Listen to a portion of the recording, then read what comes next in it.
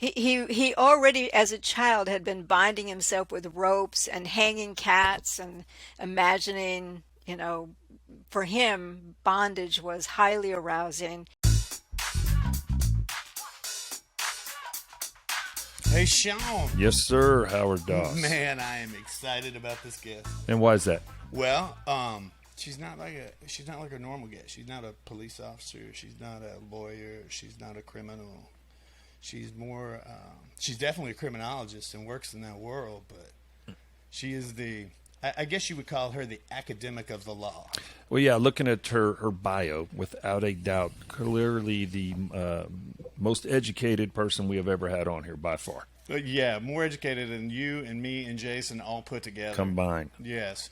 So she's worked on some pretty high-profile cases. She's been all over documentaries. She's written numerous books.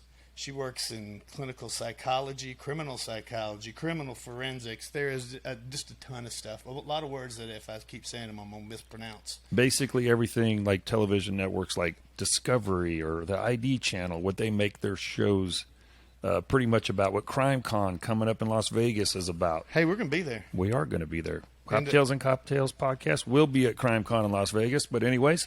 So today we have Dr. Katherine Ramsland with us. Welcome, ma'am. How you doing? I'm doing fine. I'll be at CrimeCon too. Get out of here. Oh, really? I'll come by and see you. Nice. Have you been there before? I have been there once before, right before it closed down For the COVID? pandemic. Yeah. What should we wear then? Is it formal? Do we have to wear Texas? Are you going to be on Podcast Row? It's informal. Okay, well, that's how we roll. We're pretty informal. So I'll wear my black T-shirt. Yeah, actually, we're excited about it. We got the invite for it, and same type of deal. A couple years ago, I'm involved with another project, and we thought we were going to be there for CrimeCon, and then as you mentioned, everything shut down and never made it out there. So it's fantastic to be back part of it. Its first year, so looking forward to it. We'll definitely have to say hi to you. Yeah, I'll walk around and see you. Well, Katherine, you picked us a drink tonight, didn't you? I did pick a drink, Red Blend. Red Blend. Well, we picked up some Red Blend too. It's called Boom Boom. And we figured that you're probably going to blow it up with all these stories. That's why we got Boom Boom here. Well, I got the 19 crimes. I figured that was appropriate. Have you ever used the app to watch the bottles talk? Yes. Okay. I go in the stores all the time with it. No, that is one of the, listen, in the world of marketing for anything out there, that's definitely one of the top ones I have ever seen, especially in that industry, but it's pretty fantastic. Doesn't Snoop Dogg have one of those? Snoop Dogg does have one, yep. Snoop Dogg does everything. Snoop Dogg does. He's on some other new show on TV right now with like Kelly Clarkson. Well, Miss Ramsland, should we call you Doctor? Should we call you Katherine? What do you like to go by? Katherine's fine. You can call me Katherine. All right, Katherine. Well, I'll start with this. You have a doctorate in philosophy, so any of our listeners think that they want to have an argument with it, don't do it. So tell us a little bit more about your educational background and what you do. Yeah, doctorate in philosophy and taught logic for 15 years at Rutgers University. So, yeah, you want to argue with me? And then I quit and I went back to school to get a master's in forensic psychology. I already had one in clinical psychology. I then got one in criminal justice, and recently I got a Master of Fine Arts degree. My goodness. Huh. And where did the fine arts come in? What was that for? Well, I'm a writer, and it was a program at my university. We got to travel to Ireland, so why not? Absolutely.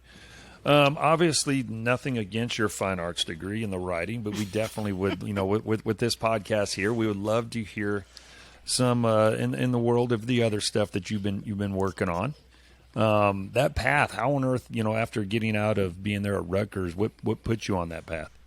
What put me on that path was I was writing for a website called the Crime Library, which was Court TV's website repository for crime stories. And I was writing one case after another, and I thought if I went and got a master's in forensic psychology, that would enhance what I was doing. But it changed my life, essentially. Now I'm a professor of forensic psychology, and that's what I do. And I've written numerous books since those early days, but it was really writing for the Crime Library that got me started. Well, for dum-dums like me, can you explain what forensic psychology is? Forensic psychology is anywhere that psychology crosses paths with the investigation and court system. So anytime, most forensic psychologists tend to do things like competency, mental state at the time of the offense, so assessments for the court, but you could also be a consultant. I actually consult on death investigations. I do police trainings. I talk about profiling and psychological autopsy, which is really about suicidology. So I have a whole class just in that. And I have a class in dangerous minds that I teach at the undergraduate and graduate level, and that is really about extreme offenders, which is mass murderers, spree killers, and serial killers. So that's primarily what I do most of my work on, and most of what the students want from me. That class fills up very quickly. Yeah, I could definitely see why. Now, are these classes, if you don't mind, what university are you teaching through? And is this in-person classes you're doing, or is this part of an online program? Yeah, I'm at DeSales University in Pennsylvania, and we did stay in the classroom throughout the pandemic. But I also teach online. I teach hybrid courses where you're part-time in the classroom, but a lot of it's also taking place online. So I do a lot of different things. But we were in the classroom throughout the pandemic. So you got into this basically writing about these, and you were like, oh, this is pretty interesting stuff. I'm going to go back and study this so that I can understand it a little bit better, so that I could write a little bit better. And obviously you went back to learn to write a little bit better because you understood what was going on to make your stories more appealing. I know that was a lot of words I spit out there, but here's my question. What was the one story that you were like, yeah, this is my thing. I want to do this? Oh, wow. That's a huge question, and a multifaceted career. I didn't aspire to be an expert on serial killers. That was not where I set my sights. But when I kept doing one story after another for the crime library, that became some books. I did a lot with forensic science and psychology. And then suddenly I was being featured on a lot of documentaries and news shows. And so that became my thing it chose me more than I chose it. But I love it. I think it's really interesting. And I'm constantly finding new ideas, new motivations. We have formulas related to serial killers. But for example, I spent 5 years talking with Dennis Rader, the BTK serial killer, because he defies many of the formulas. So I thought that was interesting. I wanted to know more about that. And I think I'm always looking for the outliers rather than the ones that fit the mold. I want to see the ones that don't fit the mold and how did they get to be the way they are. And in psychology, as opposed to criminology, we're looking more at the cases, the individual details of someone's life story and the trajectory, basically. Whereas in criminology, you're looking more at groups and trends and statistics and things like that. I'm much more interested in just the case details. So that's why I like talking to people who are willing to explore how they got to be the way they are. And, I can spend many hours doing that. So I didn't choose it, but I'm really happy I'm in this field. So you said, you didn't, just as you mentioned there, you didn't choose it. It chose you. Kind of became, I don't want to say a fascination. It just, obviously, it's something you're very successful in. As we know, society as a whole, whether it's through media or whatever it is obviously fascinated by serial killers. I mean, the same documentary, whether it be BTK or the Night Stalker or, Golden State, Gacy, whatever you want to talk about. There's documentary after documentary or movie or television show, and people just are drawn to them. What do you think? Why the public in general, the housewives that are living normal lives with getting the kids up in the morning and going to school, but they love to stay up at night and watch these shows? Yeah, it's interesting. I've been watching it for about 25 years. And when I first got involved in this field, it was not the place you wanted to be. It was not, books like this didn't sell. Very few people were interested. And then all of a sudden, this boom, which really came out of CSI. I think CSI was a start in when they first aired that show in 2001 or 2000, into that area. And people loved the mystery. They loved the puzzles, solving the puzzles. And then as the internet came up, people could get into these little clubs where amateur crime solving, and it made them feel like they were contributing something. And this has burgeoned into podcasting and many more of these kinds of things. And I really think that it's that puzzle factor. People love the mystery, but they want to solve it. And that's part of why the true crime fascination. The serial killers or spree or mass murderers is really about how do people get to the most extreme aspect of this? How do they become like this? What are they thinking? Why are they doing these things? And what do they think afterward? That too is a mystery and a puzzle that people want to solve. And in part, I think it's to stay safe, to feel safe. If they can figure it out, then that feels protective. So what I hear you saying is like the serial killer is our modern day mythology boogeyman, right?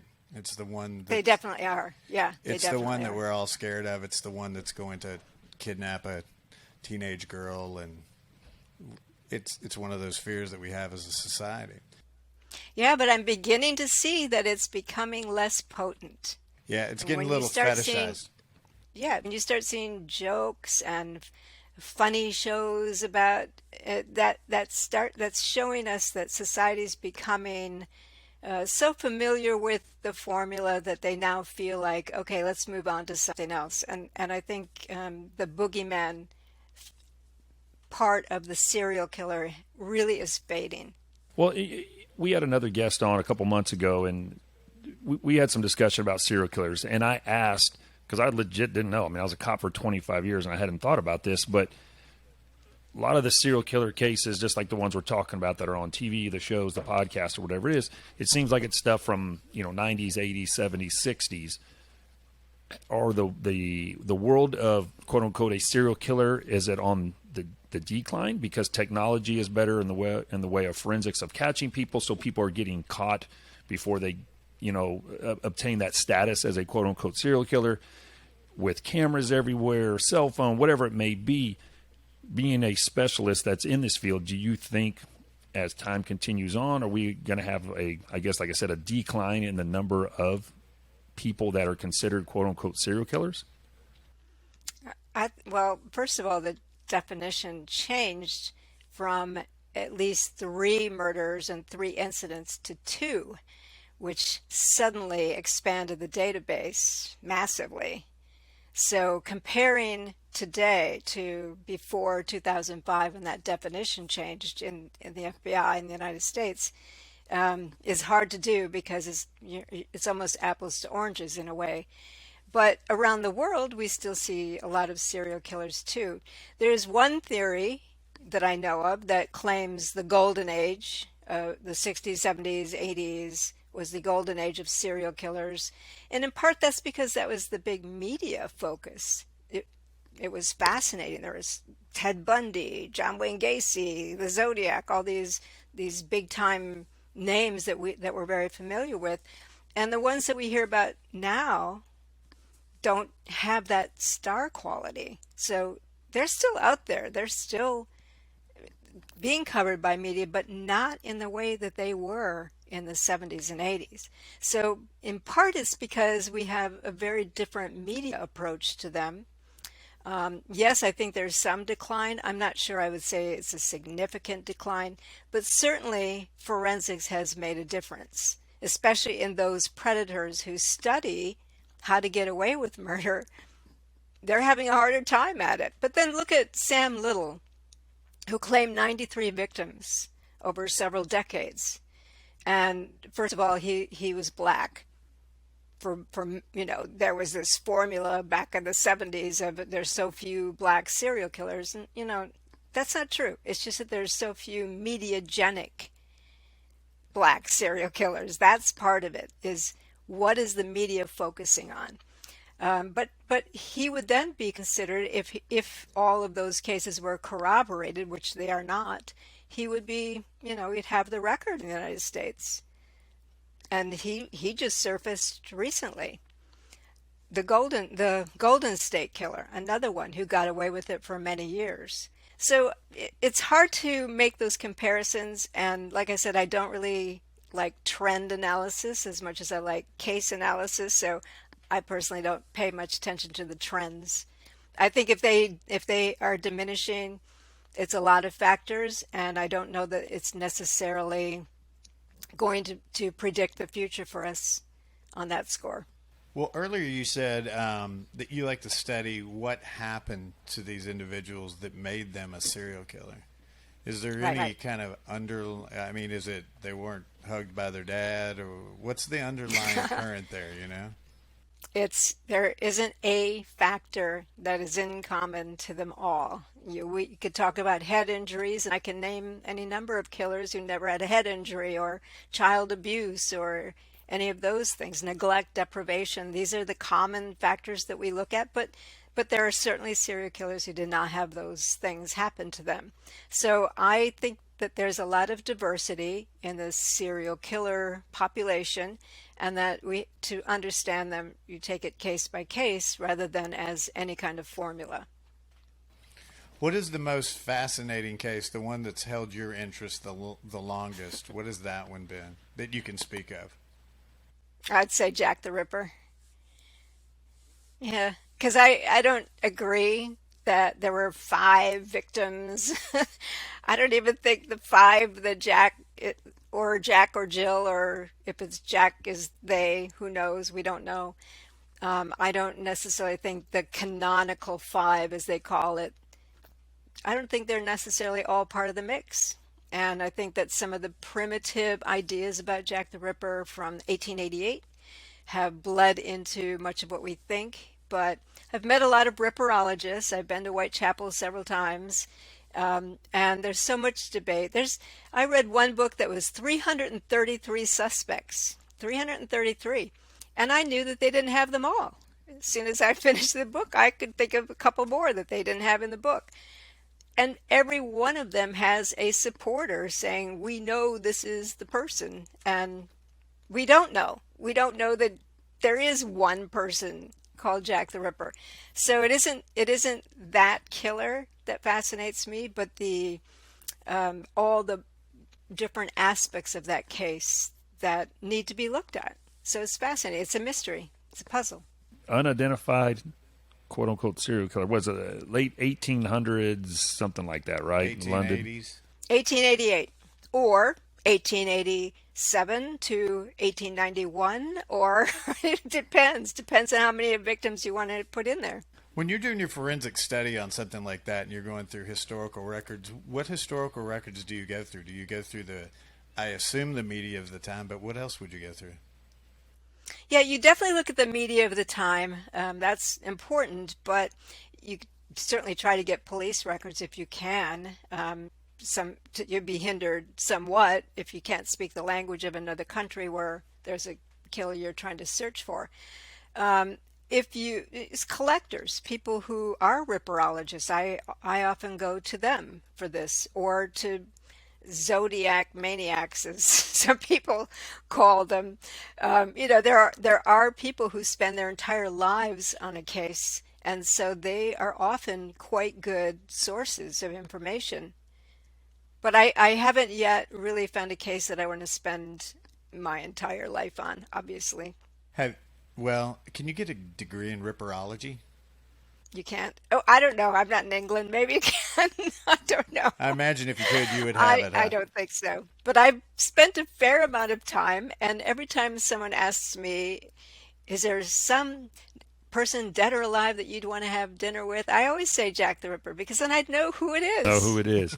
And you could eliminate and I'd someone. be rich. Yeah, you would be very rich, and you could eliminate off that 300 plus list. Clear a lot of people's names, right? 333. He didn't do it. Right. Hey, what was and just because we're talking, I try to just Google it right here, and I can't remember what state it or what country it is. I thought it was El Salvador. There was some guy in the last couple of years that's claimed to be, a serial killer of some astronomical number. Do you know what's like 350? Yes, something exactly. Like that. Yeah, Pedro. Yeah, isn't his name? It's in South America. Yes, somewhere down in South America. I was curious if you had looked even looked into anything Yeah. about that at all, or Yes, and the claim, a lot of serial killers exaggerate their absolutely. victim count. So you always have to take it with a grain of salt, especially if they're trying to compete with Well, somebody. we're For men. example, We lie about a lot of accomplishments. I killed 87. Let's put it that way. I'm not going to say it. Yeah, You can trust say me, that. we're all thinking the same thing. Yeah, we know. But I remember one serial killer in Colorado who claimed 49. And I said, I wonder if that's because Gary Ridgway has 48.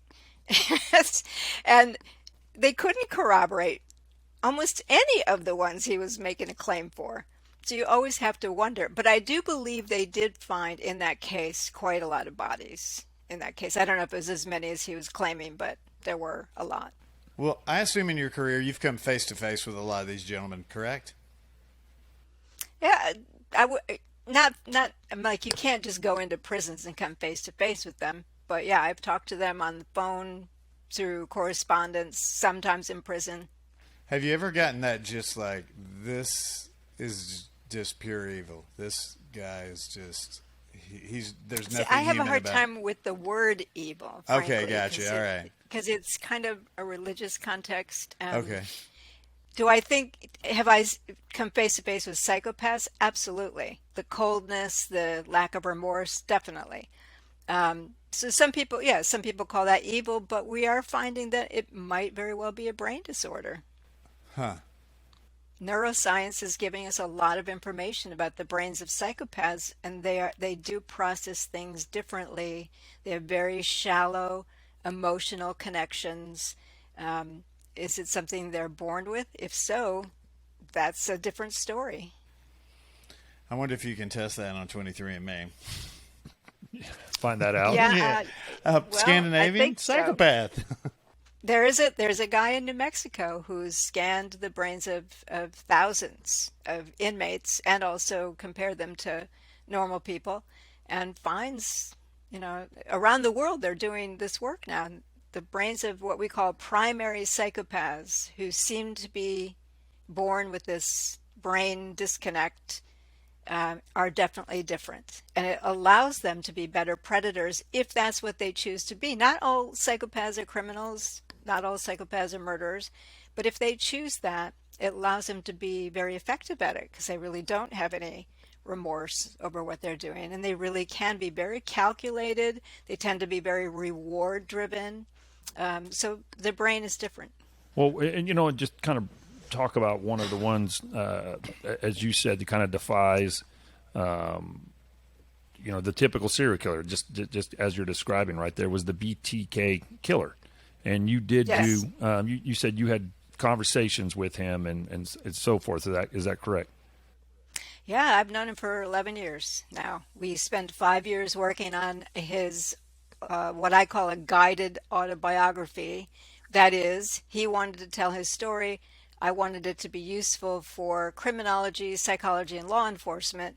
So I guided him toward thinking about things that we would find useful. So yeah, 5 years though was quite a. I wouldn't have guessed it would take that long, but it did. And did he go into detail going through? I mean, obviously, I'm sure his upbringing, but did he cover how many murders was he convicted for? 10, 12, something like 10, that? 10? 10. Did he go through even talking about those, each of those murders or why he did Everything in detail, yeah. And the one that he had anticipated committing just as he got arrested, he already had one in mind that was going to be the worst of all of them. But yeah, in detail. What? Okay, so share that with us. What was his gateway? What was the final thing that made him go, okay, I'm gonna start killing people? Well, in part, and this actually goes back to that theory of the golden age of serial killers, the sexually compelled serial killers that we spend a lot of media energy on. A lot of them have talked about those true detective magazines in the 1950s and 60s of scantily clad, bound, terrified women that they fixated on. He's one of those. When he was 14, he found a magazine under the the driver's seat of his dad's car, and as he's developing into a sexual person, he's devouring these magazines. He already had been binding himself, and it was feeling good to him. So bondage, that image of a terrified woman, his desire to dominate women because women had humiliated him, and his desire to be famous. And he saw on these magazines stories about H. Holmes and Harvey Glatman and people like that. And then he saw all the media attention to Ted Bundy and some of the 70s serial killers, and he wanted that too. So his fantasy life is what propelled him. He was thinking all about these things and imagining himself as one of those elite serial killers. And so when then he saw a woman and her daughter walking, and he followed them home, and he looked at the house, and he already had envisioned himself in this kind of spy James Bond way. So he decided just to go do it. Let's try it. And right before then, he had already been breaking into houses, and he had tried to abduct somebody in a parking lot. That had failed. But this time he went into the house, and he took total command of the family. He killed 4 people in his first time out. Jeez. So this just came from Cusatic thinking, right? He just Yes, romanticized it. It was just he like, did. yeah, this is what I want to do. Yeah, There's such a yeah. He already as a child had been binding himself with ropes and hanging cats and imagining, for him, bondage was highly arousing. He had imagined trapping girls, tying them to railroad tracks. All of that was part of his fantasy life. And as he came into being a man, and at this point, he was also married. Then during his spate of murders, he had 2 children. He was the president of his church congregation. He was a competent work person. He wasn't like pick up jobs and somebody who couldn't hold down a job. He had jobs. In fact, he was installing security systems, so he knew exactly how to break into houses. Let me ask you this about so he was married, had kids. Did his relationship with his wife, was it, is that how their sexual relationship was as well? He liked to, bound her and stuff like this? Or was this a fantasy? No, he was, she I'd was say not. he was able to Yeah. act it out. He thought differently Yeah. of her. He was able to act this out on his victims, basically. On his victims, also he had these cutout dolls that he would take with him to work. They were little from magazines and whatnot. He stuck them on cards, and so they were his imaginary dates. And he had once approached his wife. She didn't want anything to do with it, so whatever. And he'd go off on work trips, and he'd have what he called motel parties, where he had these little Barbie dolls and things, and he'd create these elaborate bondage scenarios for himself in a hotel room. So this first family of 4, the first victims, did he tie them up, or was it just a... Yes. Wow. Bound them, put them in different rooms, went from room to room, choking them, and then when he had killed the parents and a little boy, he took the 11-year-old girl into the basement and hanged her. It was pretty gruesome. Yeah, absolutely. And I honestly don't know the answer. Where did the BTK come from? He named himself. Bind them, torture them, kill them. He put it in when he had killed one more victim after that, and with an attempted murder on her brother. And so 9 months after his first murder, he saw that the police had picked up 3 guys that they thought were good suspects for that family murder, and he didn't like that because they were wasting his taxpayer dollars. And so he wrote a letter. That was his first communication to the police. He actually wrote it. He had a newspaper person go get it. But pretty soon he wanted to give himself a name. He wanted Wichita, Kansas to know that they had a serial killer in their presence. So he began to communicate, and he didn't want to leave his name to chance because he knew serial killers get these media names. So he named himself and basically said, you'll know it's me because here's my symbol. And out of the BTK, he made a kind of vulgar looking female form, because that was, he wanted it to be very sexualized. So did he have sex with his victims, or was it just the fantasy of binding them, torturing them, and killing them, and then he would just masturbate, or what? Yeah, he did not have sex with them, but he did masturbate. Yes, sometimes at the scene, sometimes later. He would take items like their slips and underwear. He would take that with him, and trophy souvenirs he'd take, and so he could relive that. Sometimes, at one point, he stole a Polaroid camera and he took some pictures of a victim, several victims that way. Once he took a woman out of her house after he killed her, took her to his church, and he had put black plastic around the windows in the room. He'd already prepared it, and dressed the corpse in various items of underwear he had stolen from other homes, and took pictures of her posing in this. She wasn't posing because she was dead, but that's what he did. Wow, that photo shoot would have been weird. I need you to be more natural. You're acting a little stiff. Oh, kidding. So during this whole time, you're interviewing him, and he's speaking, and I assume he's speaking fairly candid with you because you have a good relationship and you've actually gained his trust. Was there ever a period where you were like, hold the fuck on, I can't listen to this anymore for a few minutes, I need a break? That level of sharing is a lot for someone to take.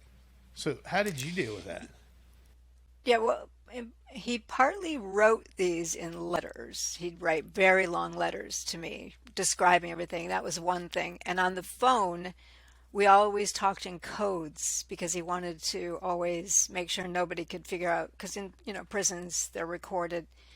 Yeah, so everything was in codes, which buffered it a little bit. But there were times, I had some good friends I would go to and say, okay, you guys need to hear this because I need to share the burden. And they're still my friends. As a matter of fact, sometimes I just had to go talk to somebody because it became revolting. Yeah, I can't. I mean, it's so far and this removed from humanity. I mean that break with humanity. Well, he would refer to his victims as projects. So that was his distancing mechanism. He gave me, even though he killed 10, he gave me a list of 55 targets with full descriptions of where they lived and how he had stalked them and what had happened and why it hadn't worked out. So he was on the move quite a lot. And he enjoyed it. But the fact that he would call them projects, and he'd name them like Project Lights Out, Project Cookie, Project Piano, that I believe helped him to objectify them and make them less than human. Yeah, without a doubt. It was hard for me because I didn't want to think about a 11-year-old girl being hanged from a basement pipe as just a project, because she wasn't. Absolutely not. Well, kind of wrap up talking about the BTK here, but his last, I guess the one he had planned that was going to be his most gruesome or, biggest one ever in his words. What was that about that, luckily never happened? Well, he depends on what day you ask him because he has changed his story, but it was going to be like his retirement. This is, in part it was he had stopped communicating with the police before the 1980s, in fact. So they weren't really sure if they were connecting all the murders. They thought they had 7. They didn't know for sure they had 10. But he seemed to have stopped in 1991 with the last one. And then all of a sudden in 2004, he came out to say, here I am, I'm still in Wichita. And he wanted then to make a big splash by killing somebody because he wanted to create terror in the whole area. But he made a mistake. He kept communicating, and then one day what he would do is he'd copy the things he'd written and then copy the copies, and that was getting time consuming. So he asked them if he could communicate with a computer disk. Could they trace him? And they were to put in the newspaper Rex, because that was the name of his penis. Rex? Rex, it will be okay. T-Rex can't do push-ups. Right, exactly. And he bought it and sent the disc, and they traced him and got him. And the first thing he asked was, "Why did you lie to me?" And the head of the task force, Ken Landwehr, said, "We were trying to catch you." Yeah, exactly. Believe it or not, police, we do lie to people. It happens. Yeah. And he knew that. He had a master's in a BA in criminal justice. He knew that. He had classes. He had a pathologist giving a lecture on the BTK victims when he's sitting right in there watching them. Wow. God, I bet you he was smug as shit in that class. Well, so Yeah. what was this last case, or this last grand idea that he had, as you said, depending on what day you spoke with him, but what did you kind of land on? Well, he had identified a woman. He always needed people with routines, because then he could plan it out and figure out, when they'd be off guard, when was the easiest time. He had a very elaborate idea of all these ropes and bondage. He was going to hang her upside down, and he had stored a bunch of semen. He's going to put it all over the house and then burn the house. So how that works, I don't know. But he had a very elaborate plan for this final one, because he really wanted to show, I'm out here, and maybe there'll be another one after this. Him and Rex. Okay. Well, where is he currently, and how long is he going to stay in jail?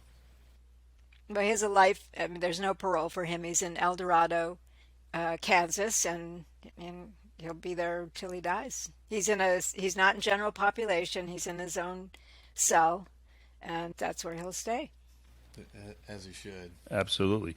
So what about you? What's going forward here? I know, obviously, you're still heavily involved in this. You've got other projects. What's your next step? Say projects. Oh yeah, actually, terrible. She's got you on that one. Terrible decision. I of haven't words. even had a sip of my wine yet. Wait a We'll minute. have some. She's sharp. Yeah, that All was right. pretty. Well, of course she's sharp. Yes. She's got 37 degrees. She does have a ripperology one. Yes. All right. Let's see. You I have do not. other. What's the word I need to find? I don't want to use this. Other Okay, paths. so- other Do I have future plans? future Cases. plans. Yes, cases. All right, yes, I do indeed. I'm actually writing a novel series featuring a forensic psychologist who owns an investigation firm and takes on cases that are difficult and twisty.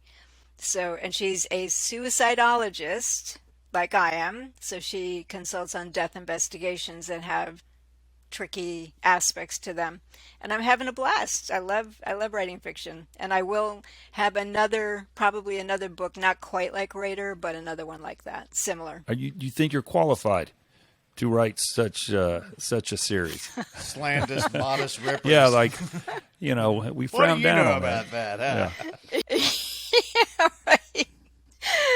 Well, I guess my fans, if there are any readers, will tell me if I'm qualified or not, but I'm having a blast. I've actually written fiction before, and so it's fun to come back to it.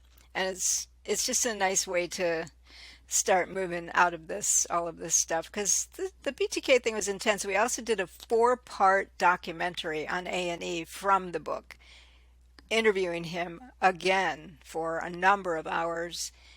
For that, and that just aired in January. So will there be more? Also, I have a show called Murder House Flip, and it's in its 2nd season. So that's a show that came out of one of my classes. Well, explain that to us. What's Murder House Flip? Somebody got murdered in a house? It's a design show where you take a house where a murder has occurred, and we redesign it to heal the murder space, so the family that owns it can be more comfortable in their home. No kidding. Yeah, That's yeah. a hard sell, isn't it? Oh, they said that everyone loved it. We pitched it everywhere. It was a blast. We had 1 season already. Dorothy Puente's house, who's the serial killer who ran a boarding house and buried 7 bodies in her yard. We redid their yard for them. It's beautiful. So yeah, it's great. And you Well, guys are Fun show. working on a season 2 for that now, huh? Yeah, The houses have already been filmed. No kidding. And where's that aired at? Well, it started on Quibi. If you know the streaming service Quibi, they took a dive during the pandemic, and we thought we were going to lose it. But then Roku bought everything of Quibi, so it's on Roku Originals now. Nice. Yeah. We like. Okay, so here's my final question. Out of all of the, other than Jack the Ripper, all of the ones that you've looked at, what has been the one that you're like, I can't figure this out at all? I'm just stumped here. Oh, stumped. That's a hard one.